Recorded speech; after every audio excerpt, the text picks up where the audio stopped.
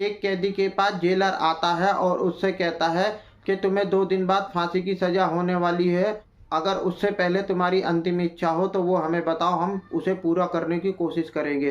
तो कैदी उस जेलर की तरफ देखने लगता है और उससे कहता है, जेलर साहब तुम सच कह रहे हो, तुम मेरी अंतिम इच्छा पूरी कर सकते हो। तो जेलर कहता है, ये तो कैदी का यानी कि तुम्हारा कानूनी हक है, तुम्हारा कानूनी अधिकार है अंतिम इच्छा पूरी कराने का। जो तुम्हारी जायज़ अंतिम इच्छा होगी हम उसे पूरी कर देंगे। क्या थी उस कैदी की अंतिम इच्छा और क्या जेलर उसकी अंतिम इच्छा को पूरी कर सकता है? आओ जानते हैं इस पूरी कहानी को। आदाब, नमस्कार, सत श्री अकाल। मेरा नाम जावेद खान। मैं लेके हाजिर हुआ हूँ आपके सामने बहुत ही हैरत अंगेज अजीबोगरीब कहानी। ये कहानी उत्तर प्रदेश का एक ज़िला पड़ता अलीगढ़, वहाँ की है। अलीगढ़ की जेल में एक कैदी बंद होता है जिसका नाम सुबोध होता है। उस सुबोध के पास जेलर आता है और उससे कहता है कि तुम्हें 2 दिन बाद फांसी की सज़ा होने वाली है। अगर तुम्हारी कोई अंतिम इच्छा हो तो तुम हमें बता सकते हो, हम उसे पूरी करने की कोशिश करेंगे। जब जेलर ये बात कैदी से कहता है तो कैदी जेलर की तरफ देखने लगता है और सोचने लगता है कि ये मेरे साथ जेलर मजाक कर रहा है या मेरी अंतिम इच्छा पूरी कर देगा। तब जेलर उससे कहता है कि तुम मुझे क्या देख रहे हो, अगर तुम्हारी अंतिम इच्छा है तो बोलो, हम तुम्हारी अंतिम इच्छा पूरी कर देंगे। तब जेलर से कैदी कहता है कि एक रात, या ये कहो कि आज की रात अपनी पत्नी के साथ एक कमरे में, एक बेड पे, एक बिस्तर पे सोना चाहता हूँ और हमें कोई डिस्टर्ब करने वाला ना हो। बस मेरी यही अंतिम इच्छा है। जब ये बात कैदी जेलर से कहता है तो जेलर ये बात सुन के अवाक रह जाता है और भौचक्का रह जाता है। वो सोचने लगता है कि मेरे 20 साल के पीरियड में ऐसा कोई कैदी नहीं आया जिसने ये मुतालबा मुझसे किया हो, यानी कि मुझसे ऐसी बात कही हो, ऐसी कोई डिमांड की हो। इसे 2 दिन बाद फांसी की सज़ा हो जाएगी और ये इस दुनिया को छोड़ के चला जाएगा, ये मर जाएगा। ऐसे टाइम में तो कैदी अपने ईश्वर अल्लाह भगवान से अपने गुनाहों की माफ़ी मांगते हैं और सोचते हैं कि जो भी हमसे पाप हुए हैं वो ख़त्म हो जाए और हम स्वर्ग में चले जाएं। लेकिन ये कैसा अजीबोगरीब कैदी है जो मरने से पहले अपनी बीवी के साथ संबंध बनाना चाहता है, उसके साथ सोना चाहता है। लेकिन जेलर कहता है कि ठीक है, जो तुम्हारी जायज़ इच्छा है हम उसे पूरा करने की कोशिश करते हैं। हम तुम्हारी पत्नी के पास खबर भिजवाते हैं, उसको बुलाते हैं। फिर जेलर वहाँ से चला जाता है और अपने ही एक सिपाही को बुलाता है और कैदी की पत्नी के पास भेजता है और उससे कहता है कि तुम्हारा पति एक रात यानी कि आज की रात तुमसे मिलना चाहता है और तुम्हारे साथ सोना चाहता है कि तुम तैयार होकर जेल आ जाओ। जब ये बात पत्नी को पता चलती है तो पत्नी सोचने लगती है, जो मेरा पति है उसने जुर्म किया है, तभी तो पुलिस ने उसको पकड़ा है और उसे फांसी होने वाली है। लेकिन उसकी अंतिम इच्छा है, मैं उसकी अंतिम इच्छा पूरी नहीं करूंगी क्योंकि मैं उसकी पत्नी हूं तो भगवान मुझसे नाराज़ हो जाएंगे। इसीलिए चलो कोई बात नहीं, एक रात में उसकी अंतिम इच्छा पूरी कर देती हूं। और वो ये कह के जेल की तरफ उस पुलिस वाले के साथ चलने लगती है। उधर जब शाम होती है तो जेलर उस कैदी को उसके जनरल वार्ड से निकालता है और एक प्राइवेट कमरे में, एकांत कमरे में उसे ले जाता है और उसे बेड पे बिठा देता है और उससे कहता है कि तुम्हारी कुछ देर में पत्नी आने वाली है और हम तुम्हारी उससे मुलाकात करा देंगे। जब जेलर उस कैदी को कमरे में ला रहा था उससे पहले उसने उस कमरे में टेप रिकॉर्डर यानी कि वॉइस रिकॉर्डर छुपा दिया था, क्योंकि जेलर ये देखना चाहता था कि ये पति पत्नी आपस में क्या बातें करते हैं, क्या सोचते हैं, क्या बातें करते हैं, वो ये देखना चाह रहा था। जब जेल में पत्नी आती है और उस पत्नी को उसके कैदी पति के पास भेजा जाता है तो पत्नी कमरे में अंदर जाती है तो पति को देख के रोने लगती है और उसका पति भी अपनी पत्नी को देख के दहाड़े मार के रोने लगता है। फिर जब उनका रोना ख़त्म हो जाता है तो वो दोनों बेड पे बैठ जाते हैं और बैठने के बाद फिर पत्नी उससे कहती है, तुम मेरे पति देव हो, तुम्हें ये फांसी की सज़ा हुई है तो तुमने कुछ जुर्म किया है तभी तो हुई है, लेकिन मैं तुम्हारी पत्नी हूँ, मुझे तुम्हारी अंतिम इच्छा पूरा करने का अधिकार था, इसीलिए मैं चली आई।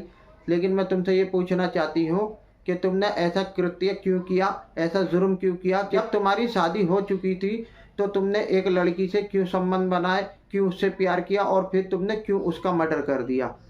जब ये बात कैदी पति सुनता है तो अवाक रह जाता है, भौचक्का रह जाता है और अपनी पत्नी के चेहरों को देखने लगता है और सोचने लगता है कि सारी दुनिया मुझे मुजरिम समझ रही है। मैं सोचता था कि मेरी पत्नी मुझे मुजरिम नहीं समझेगी, लेकिन आज पता चल गया कि मेरी पत्नी भी ही मुझे मुजरिम समझ रही है। तो उसकी पत्नी कहती है कि तुम मेरा मुंह क्या देख रहे हो, मुझे बताओ कि तुमने उस लड़की का मर्डर क्यों किया है, उसका कत्ल क्यों किया है। तब पति कहता है कि मैंने किसी का मर्डर नहीं किया, ना ही किसी का रेप किया, ना ही किसी के साथ संबंध बना। ये झूठा केस है, मुझे झूठा फंसाया गया है और मैं बेगुनाह हूँ। पत्नी कहती है तो तुम्हें यहाँ जेल में क्यों रखा गया है, तुम्हें फांसी की सज़ा क्यों हुई है अगर तुमने कुछ नहीं किया। तो कैदी पति कहता है कि हमारे देश का कानून सबूतों के आधार पर चलता है, यहाँ झूठ सच कुछ वैल्यू नहीं होता, जिसके खिलाफ सबूत होते हैं वही पकड़ा जाता है। मेरे खिलाफ कुछ सबूत थे इसीलिए मैं पकड़ा गया, जबकि मैं बेगुनाह हूँ, मैंने कत्ल नहीं किया।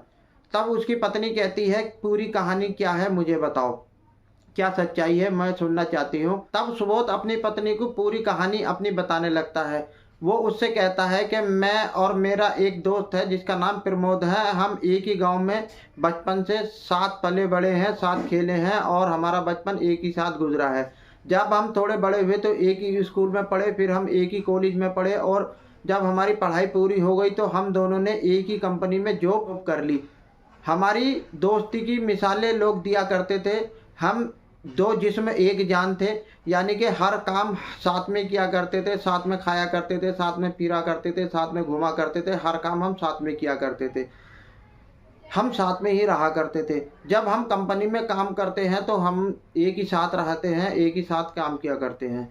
हमारी कंपनी में एक लड़की की ज्वाइनिंग होती है जिसका नाम निर्मला होता है। वो देखने में बहुत ही ज़्यादा हसीन होती है, बहुत ही ज़्यादा खूबसूरत होती है।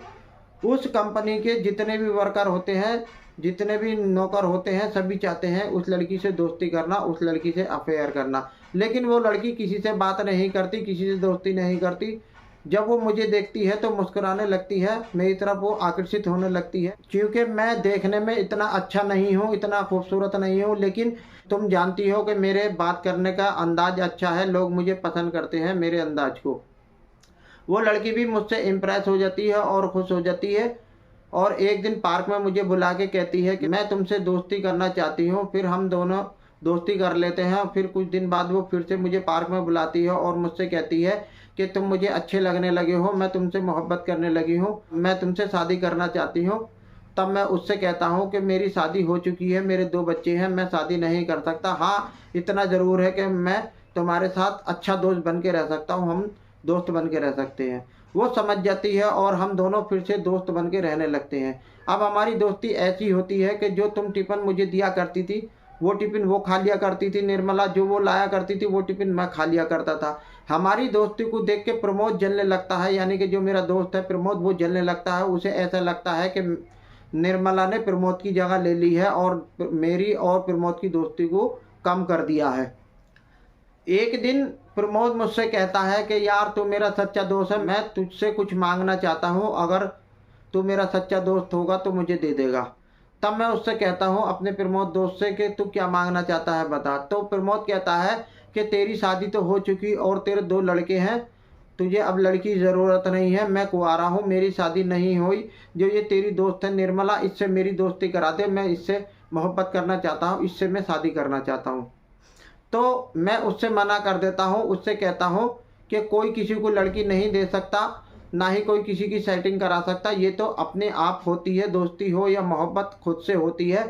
कि अगर वो लड़की तुझसे मोहब्बत करना चाहती है, तुझसे दोस्ती करना चाहती है तो तू जाके खुद से बात कर, मैं तेरी कोई मदद नहीं करूँगा। ये बात सुन के प्रमोद जो मेरा दोस्त गुस्सा होकर चला जाता है और 2-4 दिन वो मुझसे नहीं बोलता, नाराज रहता है और वो मेरे बारे में और निर्मला के बारे में खतरनाक प्लान बनाने लगता है। एक दिन मेरा दोस्त प्रमोद मुझे फ़ोन करता है और पूछता है कि मैं कहाँ हूँ। तो मैं उससे बताता हूँ कि मैं मार्केट में आया हूँ शॉपिंग करने के लिए। तो वो कहता है कि अपने कमरे की मुझे चाबी दे दे, मैं तेरे कमरे पे आराम करना चाहता हूँ, सोना चाहता हूँ। तो मैं उसे रास्ते में मिल जाता हूँ और उसे चाबी दे देता हूँ। वो मेरे कमरे की चाबी ले जाता है और कमरे पे जाके आराम करने लगता है। जब मैं मार्केट से शॉपिंग करके जाता हूँ तो कमरा खोल के अंदर जाके देखता हूँ तो बेड पे मेरी दोस्त निर्मला की लाश पड़ी होती है, वो मरी हुई होती है। मैं उसे देख के अवाक रह जाता हूँ, सन रह जाता हूँ और उसे अपनी बाहों में उठाता हूँ और उसे हिलाने झुलाने लगता हूँ। मैं ये सोचने लगता हूँ कि शायद ये बेहोश है, मरी नहीं है। लेकिन वो मर चुकी थी, उसके कपड़े भी उतरे हुए थे, वो नंग हालत में यानी कि नंगी पड़ी थी। इतने में ही पीछे से पुलिस आ जाती है और मुझे पकड़ लेती है। पुलिस ये सोचती है कि मैंने ही इस लड़की का कत्ल किया है, अपनी दोस्त निर्मला का, और वो मुझे पकड़ के ले जाते हैं। सारे सबूत, सारे एविडेंस मेरे ही खिलाफ होते हैं, क्योंकि कमरा भी मेरा होता है, बेड भी मेरा होता है और मैं ही उस लाश के पास मिलता हूँ, जबकि ये कत्ल, ये मर्डर मैंने नहीं किया। और ये बात सुबोध की पत्नी से बता के रोने लगता है, फपक फपक के रोने लगता है। और ये बात उसकी पत्नी भी सुन के रोने लगती है। ये बात जेलर भी सुन रहा था और उनके कमरे के आगे 2 पुलिस वाले खड़े थे, यानी कि सिक्योरिटी गार्ड खड़े थे, वो भी सुन रहे थे, वो भी रोने लगते हैं और जेलर की आंखों में भी पानी आ जाता है। और जेलर सोचने लगता है कि हमारे देश का कानून कितना अंधा है कि जिसके खिलाफ सबूत होते हैं, वो बेगुनाह हो या गुनाहगार हो, उसे सज़ा दे देता है। मैं इस लड़के को सज़ा नहीं होने दूंगा, अपनी कोशिश करूंगा इस लड़कों को बचाने की। वो उस रिकॉर्डिंग को, जो उसने रिकॉर्डिंग की थी, वो उस रिकॉर्डिंग को अपने पास रख लेता है। जब सुबह हो जाती है तो सुबोध की पत्नी उससे कहती है कि मेरा दिल अब तुम्हारी तरफ से साफ हो गया, अब तुम मेरी निगाह में बेगुनाह हो, लेकिन अब क्या कर सकते हैं, कल तुम्हें फांसी हो जाएगी क्योंकि सबूत तुम्हारे खिलाफ है, मैं भी कुछ नहीं कर सकती। और ऐसे कह के उसके गले लग जाती है, रोने लगती है।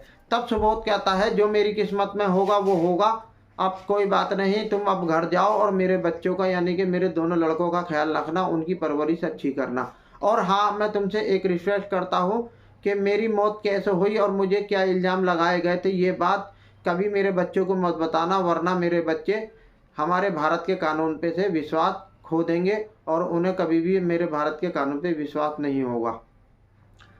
तब सुबोध की पत्नी कहती है कि ठीक है, मैं तुम्हारे बच्चों का ख्याल रखूंगी। ऐसे कहते हुए रोती हुई वहाँ से चली जाती है। उधर जेलर इन सारी बातों को रिकॉर्ड कर लेता है और अपने सीनियर अधिकारी के पास जाता है और उसे ये रिकॉर्डिंग सुनवाता है और कहता है कि सर, ये जो कैदी है ये बेगुनाह है, इसे बेवजह सजा दी जा रही है, ये गुनाहगार नहीं है, इसका दोस्त है वो गुनाहगार है। मैं चाहता हूँ कि एक बार इसके दोस्त को उठाया जाए, यानी कि अरेस्ट किया जाए और उसे सख्ती के साथ पूछा जाए कि ताकि जो सच्चाई हो वो सामने आए। 10 गुनाहगार अगर छूट जाए तो गम नहीं, लेकिन एक बेगुनाह को फांसी या सजा ना मिले। तो जो सीनियर अधिकारी होते हैं कहते हैं कि ठीक है, हमारी भी समझ में आ रहा है कि ये कैदी बेगुनाह है, और वो नहीं पास के थाने के इंस्पेक्टर को बुलाते हैं और उसे भी वो रिकॉर्डिंग सुनाते हैं और सारी बात बताते हैं। पुलिस इंस्पेक्टर हरकत में आ जाता है और एक टीम गठित करता है और प्रमोद को अरेस्ट कर लेता है। अरेस्ट करके थाने में लाता है और उसे 3rd डिग्री दी जाती है, यानी कि सख्ती के साथ उससे पूछताछ की जाती है और उससे कहा जाता है कि तुमने अपने दोस्त को क्यों फंसाया है, क्या वजह थी बताओ। तब उसका दोस्त टूट जाता है और कहता है कि सर, मुझे उनकी दोस्ती अच्छी नहीं लगती थी, क्योंकि सुबोध पहले मेरा दोस्त था, अब निर्मला का हो गया था, उसने मुझे इग्नोर कर दिया था, इसीलिए मुझे उससे बदला लेना था। तब पुलिस कहती है कि तुमने उसकी दोस्त का, यानी कि निर्मला का कैसे मर्डर किया, पूरी कहानी बताओ। तब प्रमोद बताने लगता है कि मैं जब अपने दोस्त सुबोध को फ़ोन करता हूं और उससे चाबी लेके कमरे पे जाता हूं, फिर मैं निर्मला को फ़ोन करता हूं और उससे कहता हूं कि जो तुम्हारा दोस्त है सुबोध, उसकी तबीयत खराब है और वो अपने कमरे पे तुम्हें बुला रहा है, जल्दी से आ जाओ। निर्मला सुबोध से बहुत मोहब्बत करती थी, वो एकदम बेचैन हो जाती है, तड़प जाती है और जल्दी से सुबोध की कमरे की तरफ आने लगती है और फिर वो उसके कमरे में आ जाती है। और वो जब कमरे में आती है तो मुझे बेड पे बैठा हुआ देखती है और मुझसे कहती है कि यहाँ तो तुम बैठे हो, सुबोध कहाँ है। तब मैं उससे कहता हूँ 2 मिनट बेड पे बैठ जाओ। ऐसे कह के मैं उसे बेड पे गिरा देता हूँ और कमरे का दरवाज़ा बंद कर देता हूँ और उसे दबा लेता हूँ, यानी कि निर्मला को पकड़ लेता हूँ। पकड़ने के बाद मैं उसका मुंह दुपट्टे से बंद कर देता हूँ, फिर उसके कपड़े उतार के उसका रेप करता हूँ और रेप करने के बाद फिर मैं उसका गला घोट देता हूँ, क्योंकि मुझे सुबोध से बदला लेना था, यानी कि निर्मला का इल्ज़ाम, मर्डर का इल्ज़ाम मुझे सुबोध पे लगाना था। इस तरीके से मैंने अपने दोस्त सुबोध को निर्मला के केस में फांसा है। ये बात सुन के इंस्पेक्टर सन्न रह जाता है और फिर एक चार्जशीट बनाता है और कोर्ट में उस चार्जशीट को पेश करता है और जज से कहता है कि जज साहब, सुबोध बेगुनाह है, उसे बाइज्जत बरी किया जाए और ये जो प्रमोद है इसे फांसी की सज़ा दी जाए। फिर जज साहब सारे एविडेंसों को दोबारा चेक करते हैं और फिर उस केस को दोबारा सुनते हैं और उस फांसी को रोक देते हैं और प्रमोद को फांसी की सज़ा दे देते हैं। सुबोध बाइज्जत बरी हो जाता है और प्रमोद जो होता है उसे फांसी की सज़ा होती है। डियर फ्रेंड, दोस्ती करना अच्छी बात है और दोस्ती करनी भी चाहिए, लेकिन हद से ज़्यादा अपने दोस्त पे भरोसा कभी नहीं करना चाहिए, क्योंकि आज का दौर ऐसा नहीं रहा कि हद से ज़्यादा भरोसा किसी पे किया जाए। डियर फ्रेंड, ये वीडियो आपको कैसी लगी? वीडियो आपको अच्छी लगी हो तो प्लीज़ मेरी वीडियो को लाइक करें, चैनल को सब्सक्राइब करें और जो भी वीडियो में अच्छा बुरा लगा हो तो कमेंट करें। जय हिंद, जय भारत।